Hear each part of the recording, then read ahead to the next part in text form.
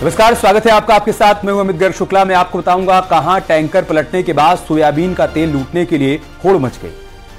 आपके साथ ऋषभमणि त्रिपाठी। इटावा में कैसे डीएनए रिपोर्ट का सच सुनकर एक परिवार को लग गया झटका। नमस्कार, आपके साथ मैं हूं नलिनी पांडे। इजराइल पर हमास के हमले का क्या है कोकेन कनेक्शन, ये भी इस बुलेटिन में आपको बताएंगे। तो चलिए बुलेटिन की शुरुआत करते हैं।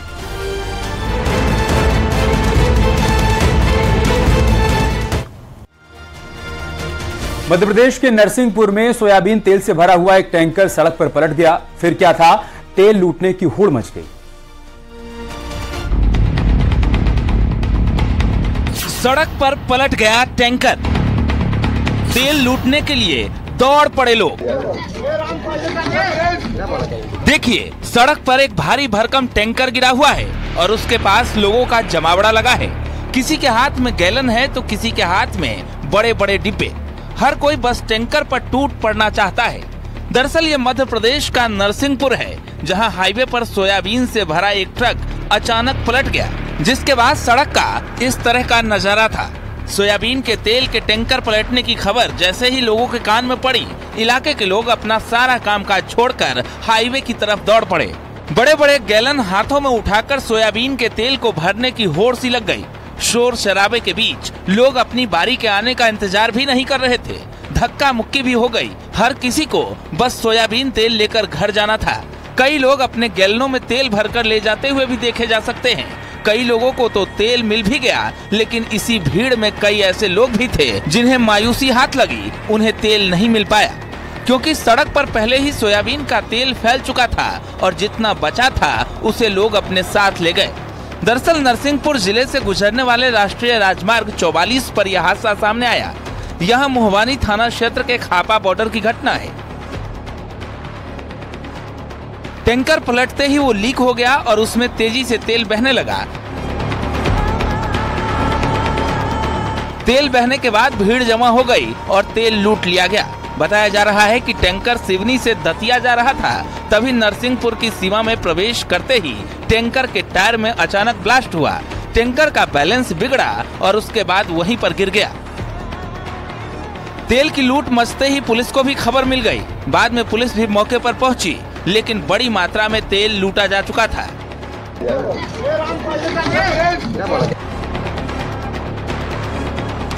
जिस जगह पर ये तेल का टैंकर पलटा था, ठीक वहीं पर 2 हफ्ते पहले भी एक टैंकर पलटा था, जिसमें एक शख्स की मौत हो गई थी। Bureau report, news 18।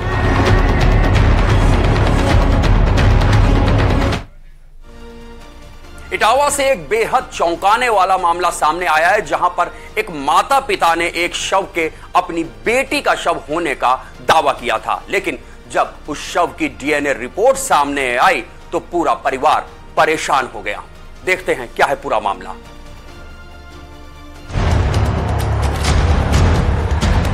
इटावा के जसवंत नगर में आज से ठीक 3 साल पहले एक 22 साल की लड़की घर से निकली और उसके बाद कभी भी उसके घर वालों ने उसे नहीं देखा। माता पिता उसकी शादी की तैयारी कर रहे थे। 19 सितंबर को लड़की घर से गायब हुई थी, लेकिन ठीक 1 हफ्ते बाद एक ऐसी खबर आई जिससे घर वालों के पैर तले जमीन खिसक गई। वही इलाके के खेत में एक शव का ढांचा बरामद हुआ, जिसकी पहचान कर पाना मुश्किल था। जिसके बाद गांव वालों के साथ लड़की के घर वाले मौके पर पहुंचे। हालांकि उस शव के ढांचे के पास लड़की के कुछ सामान भी बरामद हुए। घर वालों का दावा है कि उसके शव से कलाबा, सलवार, कुर्ता, चांदी की अंगूठी और दूसरा सामान मिला और वो उनकी ही बेटी की थी, लेकिन लड़की का फोन बरामद नहीं हो पाया।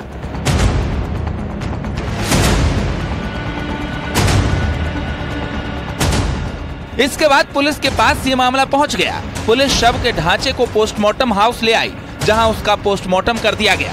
घर वालों के मुताबिक पुलिस ने दावा किया कि शव की कहीं से भी पहचान नहीं हो पा रही है, इसलिए डीएनए टेस्ट करवाया जाएगा।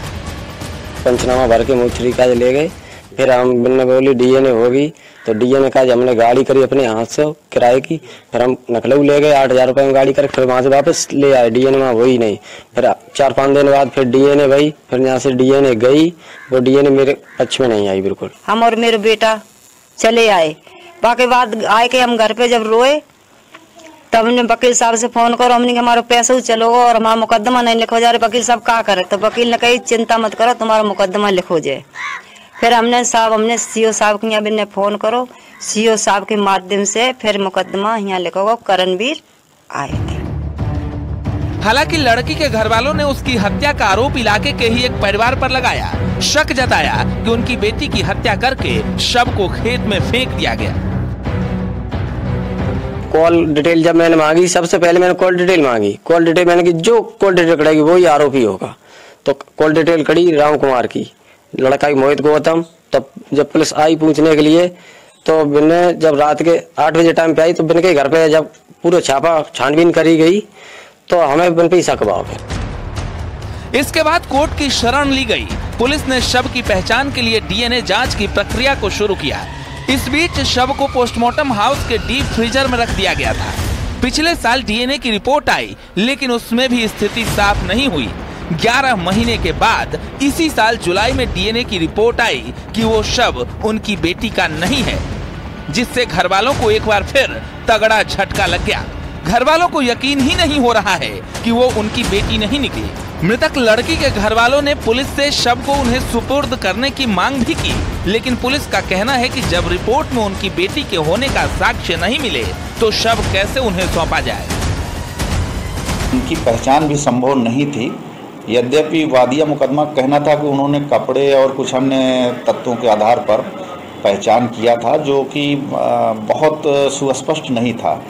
इस मामले में जो कथित मृतका हैं उनमें वादिया मुकदमा यानी उनकी मां और उनके पिता का 2 स्तरीय डीएनए परीक्षण कराया गया था।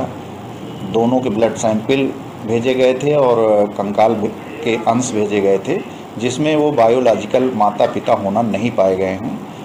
और अभी भी प्रकरण में को लंबित रखा गया है और विवेचना को जारी रखा गया है कि कंकाल किसका है। मामला पुलिस के लिए भी बड़ा पेचीदा है। लड़की के घर वालों को समझ नहीं आ रहा कि आखिर उनकी बेटी जिंदा है या नहीं। अगर जिंदा है तो उसकी कोई खबर क्यों नहीं है। इटावा से न्यूज़ 18 के लिए दिनेश शाक्य की रिपोर्ट। इजराइल पर हमला करने में हमास की ड्रग्स वाली चाल सामने आई है। क्या ये हमला हमास के आतंकवादियों ने नशे में होकर किया था? इस रिपोर्ट में देखिए।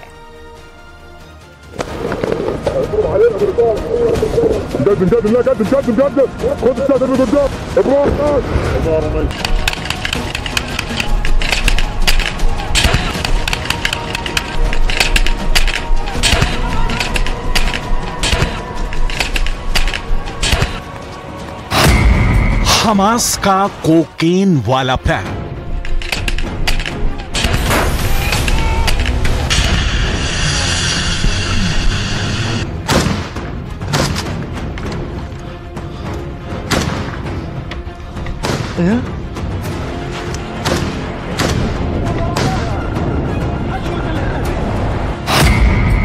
नशे में नरसंहार की साजिश।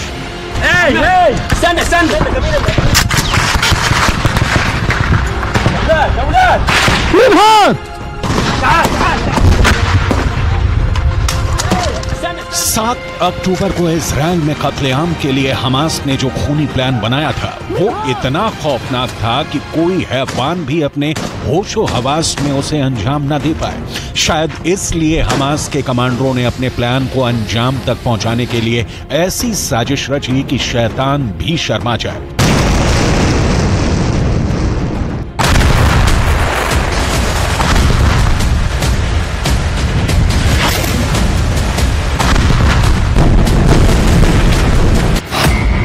एक रिपोर्ट में यह पर्दाफाश हुआ है कि 7 अक्टूबर के हमले के लिए हमास ने कैप्टागन ड्रग्स का इस्तेमाल किया था।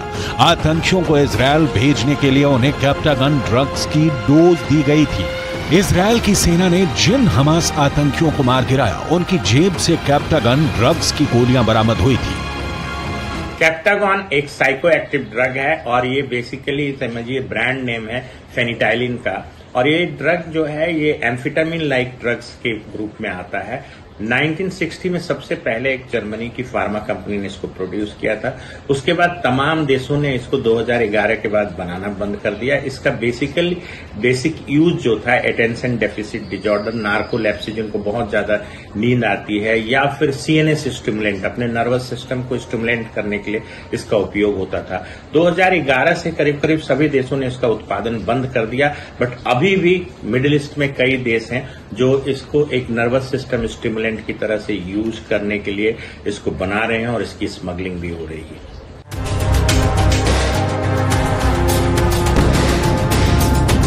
यानी हमास के कमांडर भी ये बात अच्छी तरह से जानते थे कि उन्होंने इजराइल के खिलाफ जो नफरती प्लान बनाया है उसे कोई इंसान अपने होश व हवास में अंजाम तक पहुंचा नहीं सकता। ये प्लान कितना खौफनाक था, अब जरा वो देख लीजिए।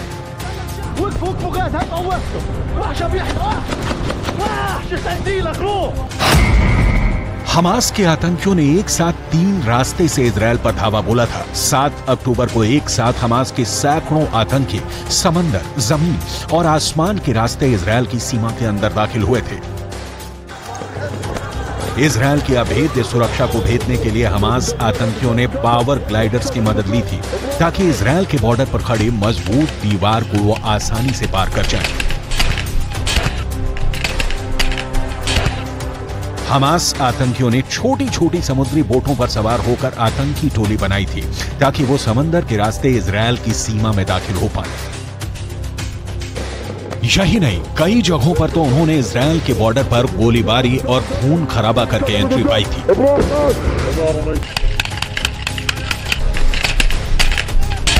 इजराइल पर हमला करने वाले हमास के आतंकियों को पता था वो जो करने जा रहे हैं वो आत्मघाती है, क्योंकि एक बार इजराइल की सीमा में घुसे तो उनका जिंदा रहना नामुमकिन होगा।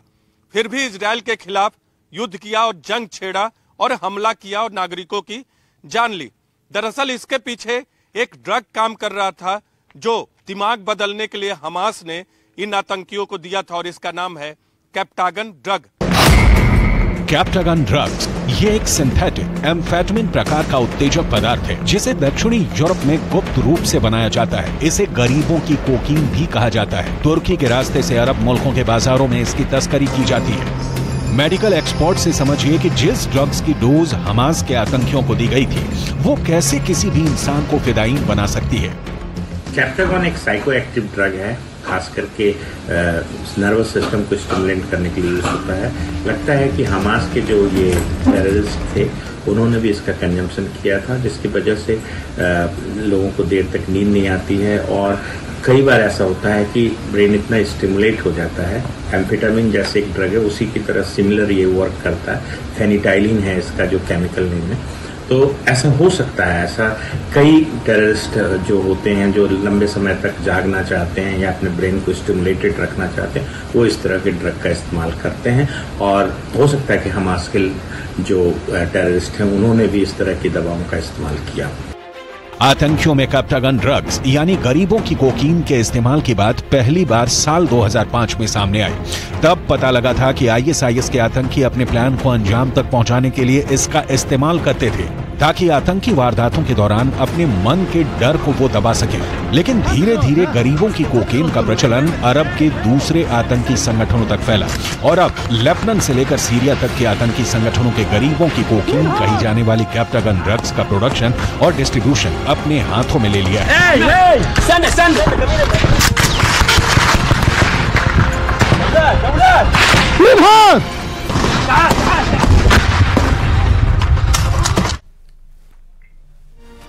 खबर रामनगर से, जहां पर 2 भाइयों ने 2.5 किलोमीटर का ऐसा ट्रैक तैयार किया है जिसमें आप ड्राइव कर थ्रिल और एडवेंचर से भर उठेंगे। क्या है पूरा माजरा, आपको एक रिपोर्ट के जरिए दिखाते हैं।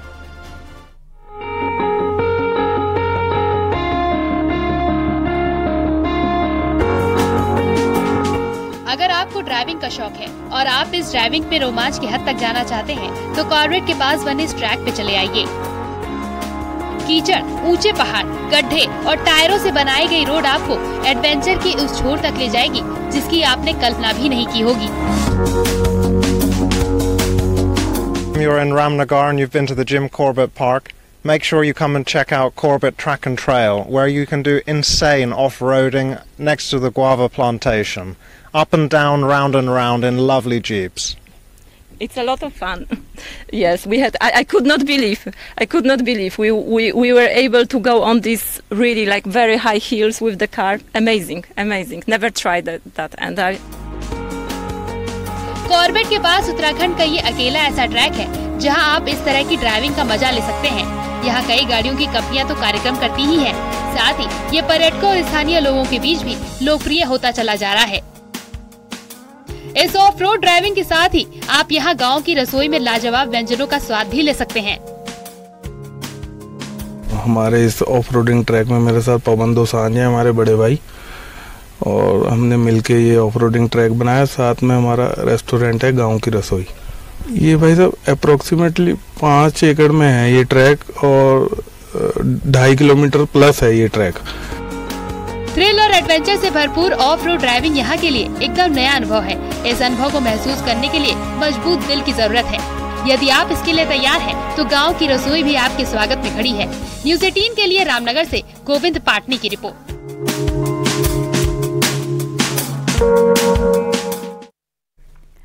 और यहाँ वक्त हो गया एक छोटे से ब्रेक का। जल्द लौटेंगे कुछ और खबरों के साथ।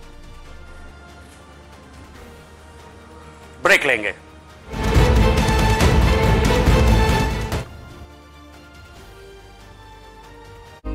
कड़ाके की विवाद में पति पत्नी की चाकू से गला रेत कर हत्या कर दी गई।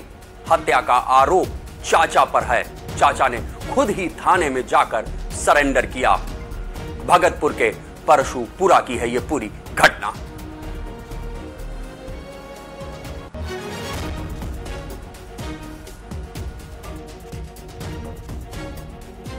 जनपद मुरादाबाद में थाना भगतपुर के अंतर्गत एक परशुपुर गांव है। वहां पे पुलिस को सुबह सूचना मिली थी यहाँ पे एक घर पे अंदर 2 लोग का हत्या हुआ है।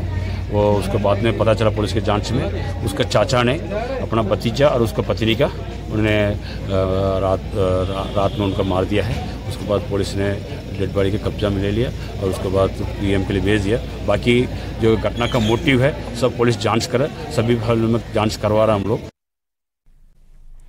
खबर गोरखपुर से, जहां पर माफिया सुधीर सिंह पर बड़ी कार्रवाई की गई है। जिला प्रशासन ने माफिया सुधीर सिंह की करोड़ों की बेनामी संपत्ति जब्त कर ली है। जिला प्रशासन ने गैंगस्टर एक्ट के तहत गीडा थाना क्षेत्र के कालेसर में इस कार्रवाई को अंजाम दिया। बताया जा रहा है कि माफिया सुधीर सिंह की बेनामी प्रॉपर्टी को जब्त किया गया है। माफिया सुधीर सिंह पर 32 केस दर्ज हैं। गोरखपुर के अलावा लखनऊ में भी उस पर केस दर्ज है। ये शासन द्वारा चिन्हित कुख्यात माफिया सुधीर सिंह, जो कि कालेसर का रहने वाला है, इसके विरुद्ध कुल 29 मुकदमे पंजीकृत हैं। 4 अभियोग गैंगस्टर एक्ट के अंतर्गत पंजीकृत हैं। उसी के क्रम में वरिष्ठ पुलिस अधीक्षक महोदय गोरखपुर द्वारा संगठित अपराधियों के विरुद्ध जो अभियान चलाया जा रहा है, उसी के क्रम में 14 गैंगस्टर के अंतर्गत इसके द्वारा अवैध रूप से अर्जित की गई। और यहाँ वक्त हो गया एक और छोटे से ब्रेक का। जल्द लौटेंगे कुछ और खबरों के साथ।